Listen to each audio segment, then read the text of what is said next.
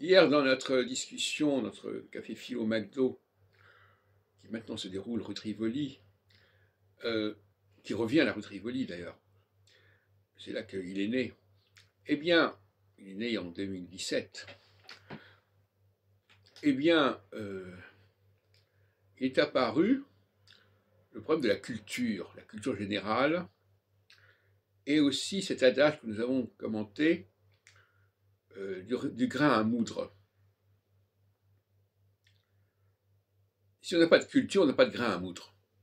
Si on n'a pas ce que j'appelle le puzzle à reconstituer, si on n'a pas des pièces même éparses, il n'y a pas de grain à moudre, parce que le puzzle, quelque part, c'est une façon de moudre le grain, et d'arriver à lui donner une unité, une fluidité. Par conséquent, ceux qui n'ont pas de culture, ils n'ont pas l'expérience de la gestion de la quantité d'informations. Et donc, ils ne savent pas gérer l'information. À partir de ce moment-là, ils n'ont pas de grain à moudre, parce qu'ils n'ont pas un matériau à retraiter. C'est comme un sculpteur qui n'aurait pas un bloc à sculpter. Je me souviens que j'avais des discussions avec mon père quand j'étais adolescent à ce sujet. Je lui disais, oui, mais tu accumules beaucoup d'informations, tu as une grande bibliothèque, mais qu'est-ce que tu en fais?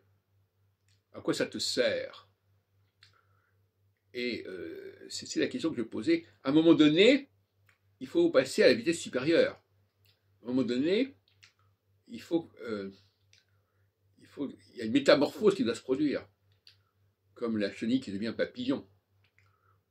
Et donc, c'est bien beau de se cultiver, d'accumuler des livres, mais il faut qu'il en sorte quelque chose, il faut accoucher de quelque chose. Et c'est là qu'il y a le problème du grain à moudre.